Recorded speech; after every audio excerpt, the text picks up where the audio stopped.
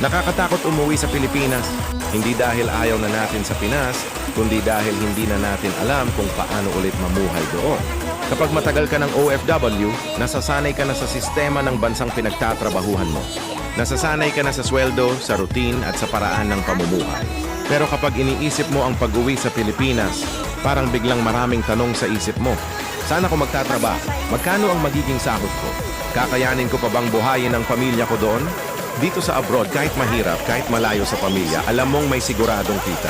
Pero sa Pilipinas, parang kailangan mong magsimula ulit sa umpisa. Kaya minsan kahit pagod ka na sa abroad, kahit gusto mo nang umuwi, natatakot ka pa rin. Hindi dahil ayaw mong bumalik sa sariling bansa, kundi dahil hindi ka sigurado kung kaya mo pang itaguyod ang buhay na iniwan mo doon.